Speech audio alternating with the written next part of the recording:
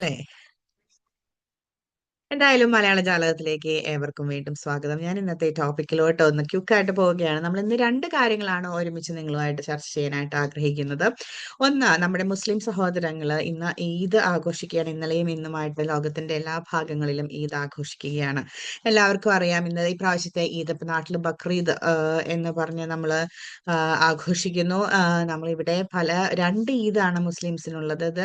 ഒന്ന് ബലിപെരുന്നാളും രണ്ട് ഈദുകളും ഇവരുടെ മുസ്ലിം സമുദായത്തിലെ ഏറ്റവും പ്രധാനപ്പെട്ട റിലീജിയസ് ആയിട്ടുള്ള ആഘോഷങ്ങളെയാണ് അവർ ഈദ് എന്ന് പറയുന്നത്. അപ്പം നമുക്കറിയാം, ഇപ്പം നിങ്ങൾ നിങ്ങളുടെ സ്റ്റാറ്റസ് നോക്കുവാണെങ്കിൽ ഇപ്പം ഇന്നത്തെ ഈദിന് പലപ്പോഴും ഈദ് ഉൽ അധ, അങ്ങനെ ആ ഒരു ഫുൾ പേരിൽ സ്റ്റാറ്റസ് ഇട്ട കുറേ പേര്, എൻ്റെ ഫ്രണ്ട്സ്, എൻ്റെ മുസ്ലിം ഫ്രണ്ട്സിൽ കുറേ പേര് അങ്ങനെയാണ് ഒരു സ്റ്റാറ്റസ് ഇട്ടത്. അപ്പോഴാണ് നമ്മൾ നമ്മുടെ നാട്ടിൽ ഈദ് മുബാറക് എന്നുള്ള ഒരു സ്റ്റാറ്റസ് ആണ് കൂടുതലും കാണുന്നത്.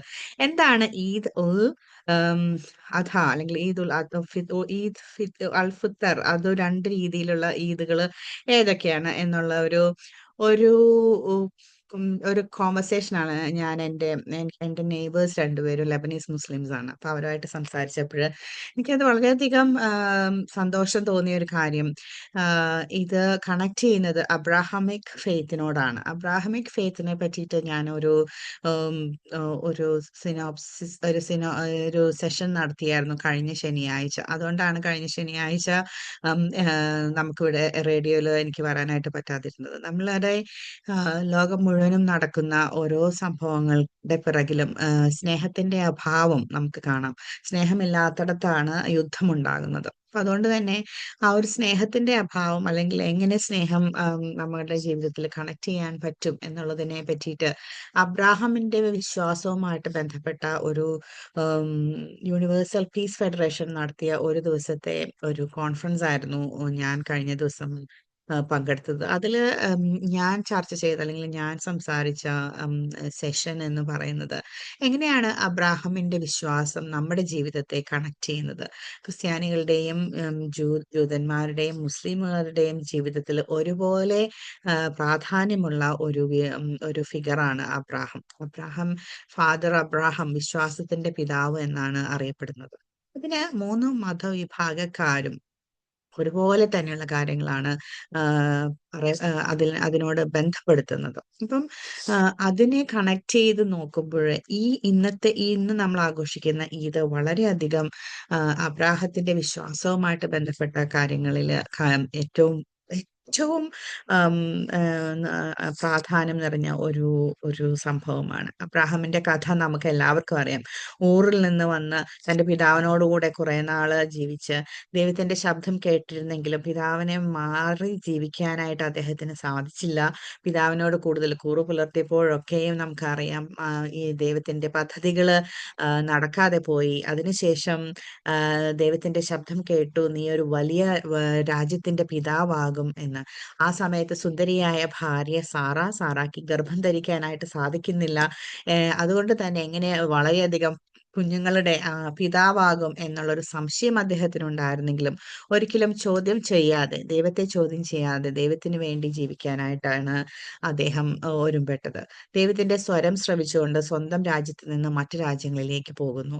അവിടെ നമുക്കറിയാം, ഈജിപ്തിലോട്ട് പോകുന്ന ഒരു സമയമുണ്ട്. അവിടെ വെച്ച് ഫറവോനോട് സ്വന്തം ഭാര്യ സഹോദരിയാണെന്ന് കളവ് പറയുകയും, പക്ഷെ ദൈവം ഇടപെട്ടുകൊണ്ട് സാറായെ ഫറവോയിൽ നിന്ന് രക്ഷപ്പെടുത്തുകയും ചെയ്യുന്ന ഒരു അനുഭവമുണ്ട്. അവിടെ അദ്ദേഹം താൻ ചെയ്ത തെറ്റുകൾക്ക് മാപ്പപേക്ഷിക്കുന്നുണ്ട്. തുടർന്ന് അങ്ങോട്ട് അദ്ദേഹം തന്റെ സഹോദരനായ ലോത്തിനെ രക്ഷിക്കാനായിട്ടും സോതോം ഗൊമോറയെ രക്ഷിക്കാനും വേണ്ടിയിട്ട് ഒത്തിരി നേരം ദൈവവുമായിട്ട് അപേക്ഷകള് വെക്കുന്നുണ്ട്. 50 നീതിമാന്മാരെങ്കിലും ഉണ്ടെങ്കിൽ നീ അത് നശിപ്പിക്കുമോ? പിന്നെ അത് 40ആയി, 10ആയി. ഒരു 5 നീതിമാന്മാരെങ്കിലും ഉണ്ടെങ്കിൽ നീ സോതോമിനെയും ഗമോറയെയും വെറുതെ വിടുമോ എന്ന് ദൈവത്തോട് ചോദിക്കുന്ന ഒരു ഇന്റർസെസർ ആയിട്ട് അബ്രാഹാം അവിടെ നടക്കുന്നുണ്ട്. പക്ഷെ അത് നടക്കാതെ സോതോമും ഗമോറയും കത്തി നശിക്കുമ്പോൾ ലോത്തിന്റെ ഭാര്യയോട് തിരിഞ്ഞു നോക്കരുത് എന്ന് പറഞ്ഞിട്ടും ഭാര്യ തിരിഞ്ഞു നോക്കുന്നതും ഉപ്പ് കല്ലായി മാറിയ കഥകളൊക്കെ നമുക്കറിയാം. അതിനുശേഷം വളരെ സമൃദ്ധമായ അബിമേലെക്കിനോട് കൂടെ അബ്രാഹാം ചേരുമ്പോഴും പേര് മാറി അബ്രാഹാം ആവുകയും വളരെയധികം സമ്പന്നത ഉണ്ടായപ്പോൾ ലോത്തിനോട് നിനക്ക് ഇഷ്ടമുള്ള സ്ഥലം നീ എടുക്കുക, ബാക്കിയുള്ളത് ഞാൻ എടുത്തോളാം എന്നും പറഞ്ഞ് ലോത്തിന് വേണ്ടിയിട്ടുള്ള ആ ഒരു ജനറോസിറ്റി കാണിച്ച ഒരു അബ്രാഹത്തെ നമുക്ക് കാണാൻ സാധിക്കും.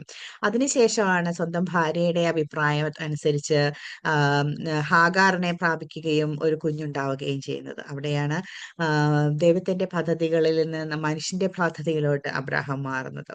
പക്ഷെ അവിടെ ഹാഗാറിൽ നിന്ന് ഒരു കുഞ്ഞ് ജനിക്കുന്നു.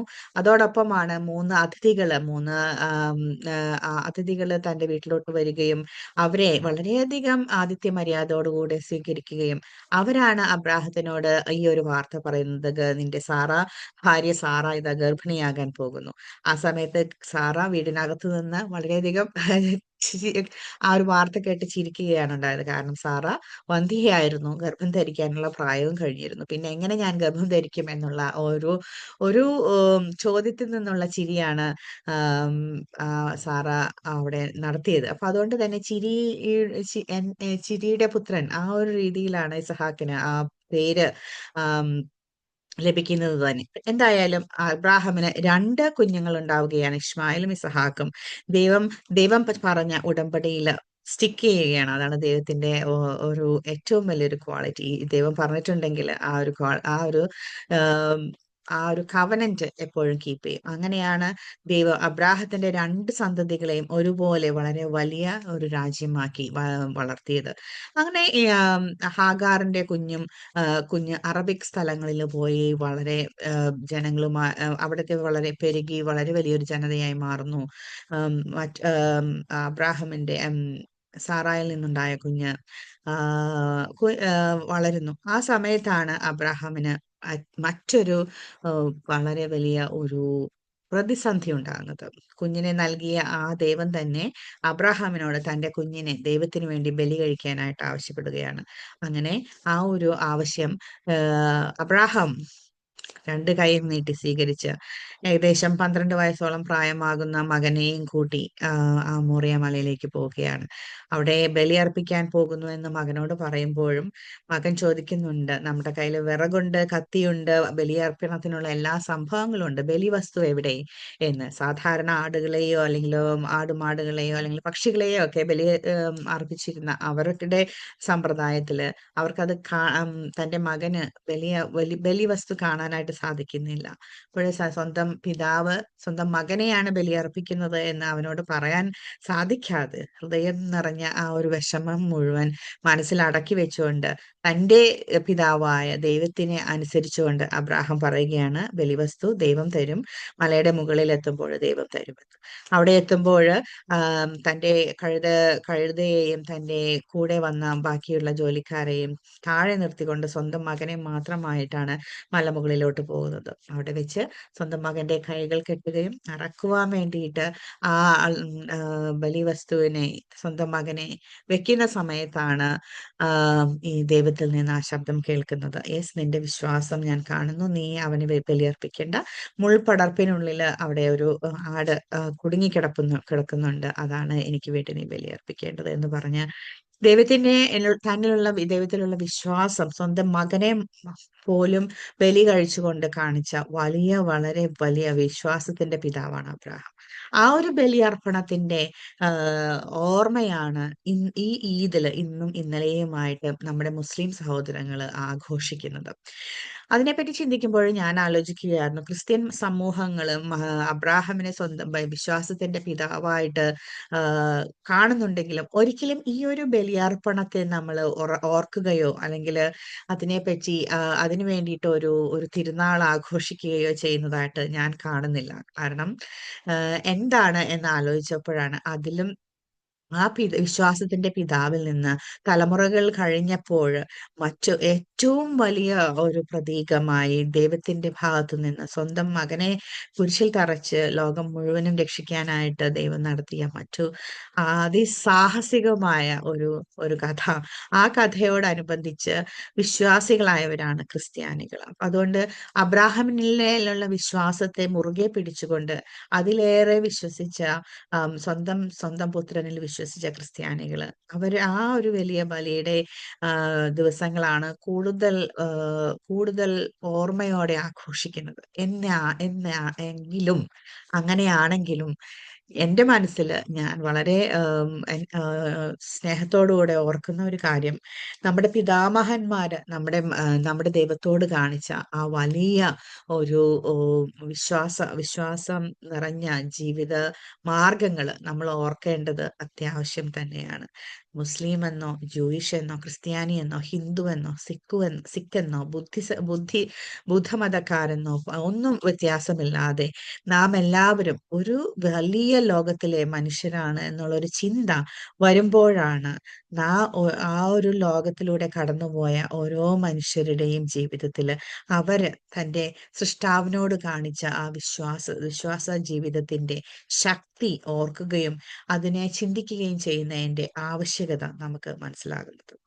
ആ ഒരു ബോധ്യത്തിൽ കൂടെ നമ്മൾ ചിന്തിക്കുമ്പോൾ ജൂൺ 5-ാം തീയതി നാം ആഘോഷിച്ച എൻവയോൺമെന്റ് ഡേയുടെ ആ ആവശ്യകതയും അല്ലെങ്കിൽ അതിന്റെ ആവശ്യകത ബോധത്തിന്റെ ആം, ആ, ആ ഒരു കോർ അല്ലെങ്കിൽ കാമ്പ് എന്താണെന്ന് നമുക്ക് മനസ്സിലാക്കാനായിട്ട് സാധിക്കുക.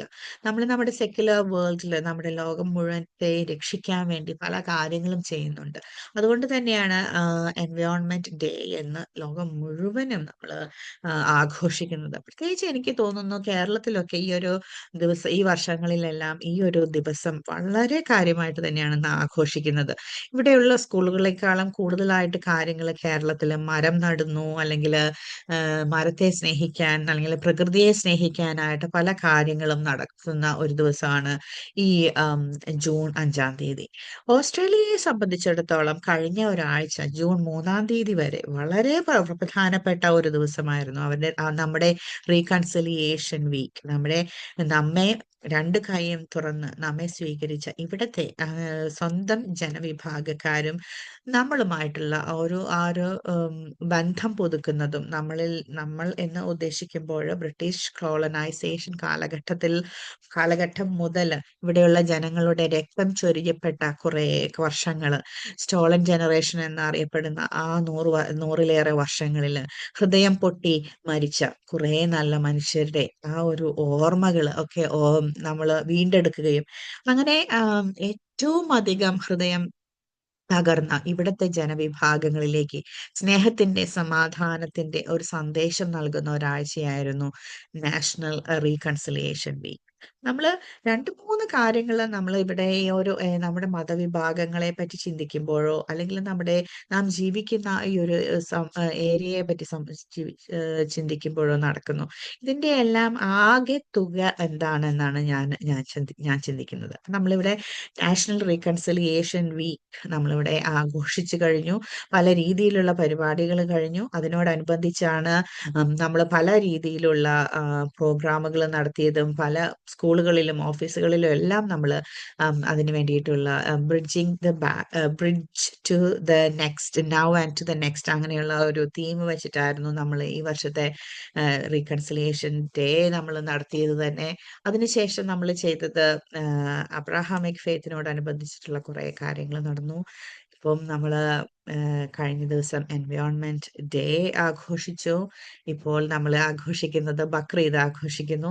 ഈ ഞായറാഴ്ച ക്രിസ്ത്യാനികൾ ആഘോഷിക്കുന്നത് അവരുടെ സഭയുടെ പിറന്നാളാണ്. ആദ്യത്തെ സഭ പിറന്നത് വർഷങ്ങൾക്ക് മുമ്പ് ഈശോയുടെ ഉത്ഥാനത്തിന് ശേഷം 50-ാം ദിവസം അവര് അപ്പർ റൂമിൽ ഇരുന്ന് പ്രാർത്ഥിക്കുമ്പോൾ പരിശുദ്ധാത്മാവ് തീനാളങ്ങളുടെ രൂപത്തിൽ അവരിലേക്ക് ഇറങ്ങി വരികയും അവര് പല ഈ പരിശുദ്ധാത്മാവിനാൽ നിറഞ്ഞ് സ്നേഹത്തിന്റെ സന്ദേശം ലോകത്തിന് കൊടുത്തപ്പോൾ പല ഭാഷയിലുള്ള ആളുകൾക്ക് അവരുടെ ഭാഷയിൽ ആ സന്ദേശം സ്വീകരിക്കാനാവുകയും 3000-ലേറെ ആളുകള് ആ അവിടെ ഉണ്ടായിരുന്ന ജൂയിഷ് മതവിഭാഗത്തെ, യഹൂദ ഏത് മതവിഭാഗത്തിൽപ്പെട്ട ആളുകളായിരുന്നു അവിടെ ഉണ്ടായിരുന്നവര്, റോമാൻകാരടക്കം അവിടെ വെച്ച് ആം, യേശുവിനെ സ്വീകരിച്ച ഒരു ദിവസമാണ് നമ്മൾ ഈ ഞായറാഴ്ച ക്രിസ്തു മതവിഭാഗക്കാര് ആഘോഷിക്കുന്നത്.